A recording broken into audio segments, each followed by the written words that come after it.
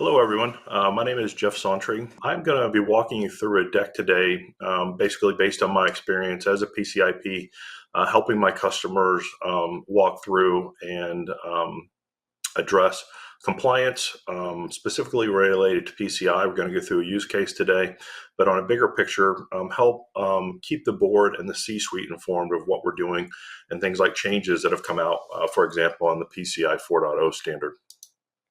So a couple of things as I prepared for this I looked at is I took a look at the PCI DSS 4.0 at a glance. And I thought there's a couple of key things that came out of this that I think resonate with key decision makers when we sit down and talk to the C-suite of the board about, hey, what are we talking about here? What's really changed? And I thought these were kind of the four most salient points that came out of this. And I think most C-suite executives get this, but I think that explaining that PCI DSS 4.0 was an evolution and it's really evolving to address the changes in compliance requirements as well as the threat landscape is important. I think most of them are acutely aware that the criminals are not sleeping and they're getting more sophisticated, and that some of the things that council have done lately are pretty innovative in terms of flexibility and allowing us how to achieve the requirements as long as we're staying within the spirit of it. And then also keeping up with the evolution of payment technology innovation. And then finally, I thought the clear validation reporting options is just very helpful to senior leaderships to understand kind of prescriptively what they need to do, but then also what the ISA or the QSA will be looking for in terms of demonstrating they've actually done it correctly. So what I'm going to talk about for the balance of the presentation is just how I tend to engage senior leadership teams.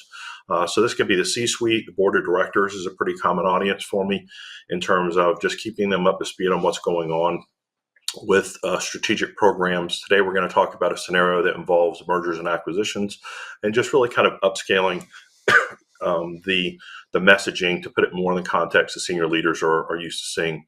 So one of the things I want to really emphasize here, as I see for people in the community sometimes, is that we need to elevate the message and increase the impact by demonstrating alignment by strategic priorities. And I'm going to hopefully give you some practical tips on how to do that today. The other thing we need to spend a little time talking about is understanding how the request for PCI requirements and remediation programs or changes in the organizational capabilities to address them, how they compete with other priorities coming in from other parts of the organization. Maybe framing them in a similar way will give you the ability to get better support and potentially more funding. The last thing we want to do is really try to engage the C-suite and board of directors instead of being seen as compliance individuals or professionals just coming in saying, hey, I think there's a whole bunch of things we should be concerned about. I think they really want us to be business partners. We have to take our role of kind of educating them pretty seriously and just understand kind of what they are kind of dealing with from a day in, day out perspective, that in most cases, they're looking for, what are the resource needs we have, and then what are the solution trade-offs? So they're really kind of given a couple of options maybe for how to address an issue. I think they'll appreciate if we come in and demonstrate off the bat that we're aligned with the strategic goals of the organization, the company values, and really what's important to our stakeholders. So things like trust with our customers and our business partners. And then also, I think we tend to understand that things like credit card data is an intangible asset, but I think business leaders think in terms of intangible and tangible assets. And so I think it's important to frame things maybe in those terms as well. So what I want to do next is talk about kind of tailoring your approach and understanding kind of in many cases what the C-suite and board of the directors are kind of being educated in terms of how to look at risk and how to address it. So the model on the screen is essentially kind of a takeoff of what originally came out of a COSO report from probably the mid 20-teens. That really kind of talked about what would be considered the three layers of defense that organizations essentially utilize to address risk. And so I think it's important just to understand from a mindset and approach perspective that this is probably how the C-suite and board is looking at risk overall, not just PCI or credit card risk, and that essentially they're trying to evaluate the requests that come from us in terms of kind of best value compromises. And then just understanding, hey, how does the request you're bringing me fit into this context that I'm comfortable with 3 lines of defense? So in the first line of defense, these are typically the employees on the front lines and managers that are interacting with customers, partners, or the public. For example, the second line of defense is essentially these are usually the managers or the functional areas of the organization, like information security or financial controls or third-party risk, that are responsible for overseeing the activities of the first line. And then finally, the third line of defense is essentially the function that most people consider to be associated with internal audit. But what's important to understand here is that in many cases, internal audit, as well as the C-suite and the board, is also relying on things like external auditors and regulators to help inform their decisions about how to mitigate risk. So if you're not familiar with the model, spend a little time understanding it. But this concept of a chief risk officer being a peer to the C-suite, but having a direct reporting line to the audit and risk committee, is what a lot of regulated industries have, like financial services. But I think this will be a much more popular model moving forward in other industries. But just understand this is kind of how the board and the C-suite typically looks at how risk is managed within the organization. Might be helpful to some of you. Okay, so let's get into essentially the perspective of the C-suite and the board of directors in particular in terms of how they really see risk and how they view it. So I think most of the board of directors really see that there's 5 major risk domains they're concerned about. Strategic is probably the most important one and probably where they have the most appetite for risk, because they're taking specific calculated risk to make money, improve organizational capabilities. And then moving from left to right, strategic being the most important, but also the most costly to get wrong. Operationally is typically how they enable business processes and then put financial resources behind those particular big bets so that they can actually expand and grow the way they expect to. Oftentimes, we get very involved in the conversation when it comes to compliance risk. And then finally, the 5th risk domain is reputational risk. And while in many cases this is a standalone risk domain, oftentimes it's a trailing indicator of how well you've done these previous 4. So this next one's a pretty important slide, and it really talks about, from my perspective, how I frame almost every conversation with the board and the C-suite. So I really see there being 3 primary sources of risk that I think the board and the C-suite are concerned about. The risks that are coming in from the market, these are things like megatrends, what's going on with the economy, geopolitical risk, global warming, those types of things. Earn stakeholder trust. This is everything from keeping credit cards safe to just having good brand equity, and realizing that this is something that you just don't earn once; you have to earn it continuously.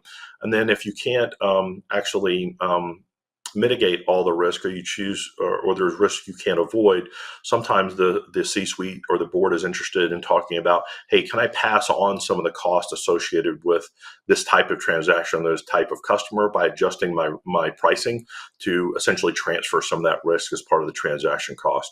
So over here is the market sources of risk. On the left-hand side are the industry-driven risk categories. So here's what they're really talking about: is whatever business you're in, is everyone in that industry has to deal with certain things, and they have to have certain organizational capabilities, which is what you should think all these boxes are. So every business wants to make sure that they're intelligently allocating their capital. They're going to be concerned about protecting both their tangible and intangible assets. And I think across a lot of the PCI world, we understand that physical security and cybersecurity are essentially codependent and actually very blended from our perspective. And so this might just be an easier way for senior leaders to get their heads around it. And then inform scenario response. This is where we want to leverage things like our ISAC, the PCI Council, the card brands, or our merchant banks to give us some input into some of these tougher challenges that we're trying to address. And then finally, probably the one we spend the most time talking about is enterprise risk. This is risk that originates within the organization. And the way that most organizations deal with that is by having a ubiquitous mission in terms of everyone's on the same page in terms of what the risks are, how to deal with them, what the preferred risk treatment method is, how the organization addresses this from the talent that they bring in, from an aligned resources perspective, as well as the training and role-based access control would be a great example of making sure you're aligning resources with the task and mission. And then finally, the board and C-suite's always very concerned about, hey, what are the KPIs and the KRIs that we're monitoring as part of our ongoing programs to make sure that we're staying on course. And so that really comes into this broad organizational capability of orchestrated oversight. So again, three main sources of risk, and the boxes represents organizational capabilities. And we're going to do a use case here of how we'll apply these in just a second.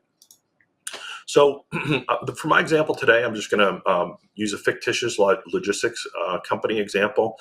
This would be like household names we know in the United States that are delivering packages, have stores that do copying, take packages and everything else. But I use this example because most people understand the logistics example. And we're also going to talk about mergers and acquisitions. This company has, this fictitious company has acquired an entity. And so it's just adding a little bit more complexity to this. But again, at the senior level, this is kind of how they look at it. How many people are in my workforce? What are my talent issues? What are the theaters I'm working in? So again, there could be some specific regulatory requirements that they have to be concerned about. They're probably concerned about, these are like some of the KPIs. What's their daily volume of packages or shipments? How many facilities are they operating in? Are these owned by the companies? Are these franchises? Are they owned by third parties? What's going on with their e-commerce site is a very common topic for us. And then they're worried about things like aircraft and fleet, and especially as we move into more IoT, this will become a more prevalent concern. So again, just a fictitious example for this specific scenario, but from a logistics perspective, we're going to assume that this organization is making an acquisition and there's some challenges associated with it that might impact their PCI compliance. So in terms of strategic growth priorities, this is where we tend to find that most people don't take the time to say, hey, I'm going to go ask for money, I'm going to go ask for resources, and then they don't tie it back to the strategic growth priorities of the organization. So again, this might be, hey, we want to be the preferred last mile provider, or we want to diversify our revenue stream because they want to move into higher margins work or a different type of marketplace. In some cases, they realize that, hey, there's a strategic differentiator here with like enabling IoT devices as part of their, real-time tracking for their platform as a service. It's a big deal, and that may or may not impact us. But again, completing M&A integration of newly acquired carrier facilities and back office automation teams is a key part of this scenario. But knowing that's one of their top 5 priorities is one of the reasons that when you go ask for money and resource to actually get funding for things, that you tie it back to one of these 5 strategic growth priorities as much as you can. So the next thing we talk about is one of the things we talked about in that upper right-hand corner were what were some of those mega trends. And every organization deals with mega trends within their industry, but how they deal with them and how they mitigate the risk associated with them is very important. So in this particular case, not too surprising, post-COVID, the previous 2 years, things like drivers, pilots, and cybersecurity talent's hard to come by, and this may have to deal with things like demographics and workforce transformations. They're probably looking at automation and cost savings.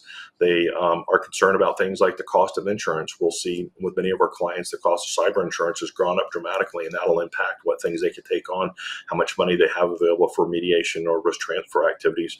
And then they also tend to think of things in terms of environmental, social, and governance issues. So again, oftentimes tying our compliance activities related to credit cards to governance is a really good way to get the board's attention. But I just would reference this slide on the right to say, hey, if you don't know what the megatrends are for your particular organization, you might want to try to map those out.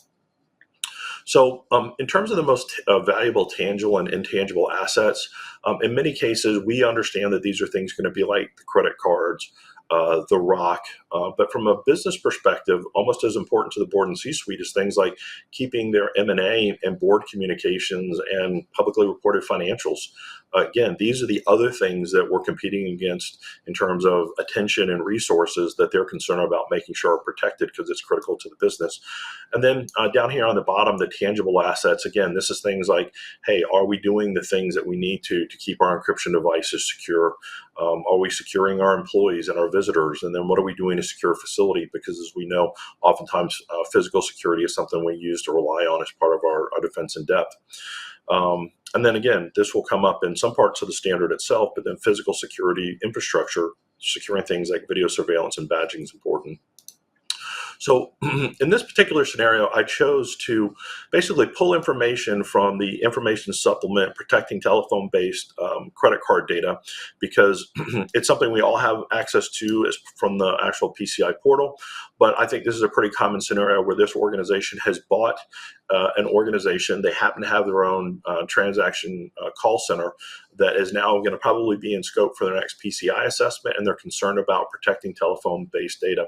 In this particular case, they had some concerns that maybe they weren't going to be compliant, so that they've chosen this scenario, which is diagram 6, that basically says, hey, we're going to continue to have our call centers because we think that's important, but we're going to use an outsourcer to help us address the DTMF concerns we have. So in these next couple slides, I'm not going to read all of them in the interest of time, but what I wanted to show is that for each of the key organizational boxes that were represented either in silver, blue, or red, what I've done is I've taken the time to actually map out what are some of the things related to ubiquitous mission that were of concern. So when I go have a conversation with the C-suite, I can make sure I tailor my comments to have that in mind. So in this particular case, mergers and acquisition is the preferred growth path of the organization. I'm going to be mindful of things like the internal rate of return and shareholder value that are going to be important when I ask for things. And then maybe one of the core initiatives is minimizing fraud and operating costs. And so again, if I start using terminology like this when I go ask for things, I think the reception might be better. So for the next 2 slides, it's essentially the same thing, where I've just done things like gone into each one of these organizational capabilities, and I've mapped, for example, hey, for intelligent capital allocation, I've done a fair analysis of both on-premises, off-premises, and fully outsourced DTMF scenarios, so that when I go ask for money, I say, hey, this is the problem that we have. Here's 3 scenarios I ran through, and here's the price and return and risk reduction by utilizing each one of those. But again, I think if we did those more and frame those in the concept of things like intelligent capital allocation or protecting the tangible and intangible assets related to this business process, we'd just be better off. And again, the informed scenario response, this is where I think doing things like going out to our card brands or our service providers or our merchant banks and saying, hey, you know, it looks like a big problem we're having is with talent coming back to the office post-COVID, that now I have to start worrying about things like work from home and zero trust models. So do you have any recommendations for me? I think in most cases, you'll find that there's good recommendations either out there from your industry ISAC or from some of your other aligned business partners. So again, this is just another example of where I think that for the mega trends, especially the market risk, we don't really try to determine whether a business a trend is positive or negative. We have to make a determination based on how the organization wants to deal with it. But for example, here, I think that, maybe there's some unattended transactions that if we were doing something over an IVR might generate additional revenue, or, the talent organization has come back and said, hey, we're really having a hard time getting people to come back to call centers. So we're going to have to do some stuff to actually incentivize people to either come back, or we're going to have to make an operating model change to allow people to work from home, as an example. But again, if we start using things like, if you're going to go talk to the leader of the sales organization and talk about, hey, one of the reasons I need money is to implement something that's going to impact things like your net promoter score, I think you'll get a completely different viewpoint than just saying, hey, I need some extra money to do something I think is important, because these are the terminologies and these are the KPIs and metrics that are really important for them. So the last thing I wanted to share here is one of the common questions I get is, okay, Jeff, I've got the senior leadership team bought into this mindset. They're receptive to it, but how do you keep people on track when you've got a very complex project? You may only get FaceTime with these individuals at maybe a monthly or quarterly meeting. So this is a tool that I've used in the past, and I think it works well in 2 scenarios. One is it works good if I'm actually just sitting down with an executive at their desk or in a small meeting where I've printed out a deck for people to kind of thumb through. I think it's a very good one-pager, so it works equally well in a PowerPoint format or as a pre-read.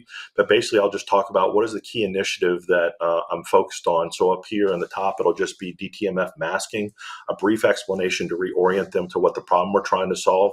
In the upper right-hand corner, we talk about, hey, where is this? Usually I deal in things like 1 and 2 year increments here, and just talk about from a quarterly basis, how long will the internal team be engaged versus external?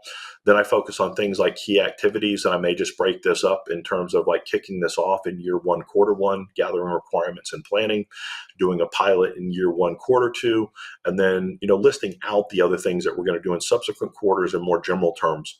And then the way I tie together the risk categories I said previously is a lot of times board members want to know, well, hey, what risk are we really concerned about here? So what I'll do is I'll go back to some of these main risk categories and talk about what I'm concerned at maybe in year one or year two, and then tie it to one of those specific categories, like a market trend, or maintaining shareholder trust, or intelligent capital allocation. The other thing you're interested in, or what are some of our exposure notes? So in the upper right hand time, we talk about timeline and expenditures. I list out here compliance and regulatory concerns that we're concerned about. What's the level of effort? And then they, in many cases, want to know, hey, what are the obstacles or things they can help you with? So finally, at the bottom, we talk about cost. What is it going to take from a resource perspective, from personnel, from an expenditure perspective as an initial investment and ongoing? And then what are some of the assumptions that I've made that may impact those projections? And then oftentimes they're very interested in understanding, hey, what are some of those key stakeholders that are involved in this process to make sure that they feel like we're aligned with the right organizations and individuals. So finally, I just want to emphasize here as a summary, just elevate your discussion by coupling them to the growth and strategic priorities of the organization. Do your best to translate your challenges into those contexts of the three sources of risk: market, industry, and enterprise. And then think about those boxes that are associated with it and treat those as kind of risk treatment solutions and 9 organizational capabilities you might want to start describing things in that your senior leadership team's well aligned with. Finally, I just want to hope everyone has a good experience at the 2022 PCI conferences, and I really appreciate your time today. Thank you very much. Again, my name is Jeff Sauntry. If I can help you out with anything from a PCI or compliance perspective, here's my contact information. Again, thanks very much for your time.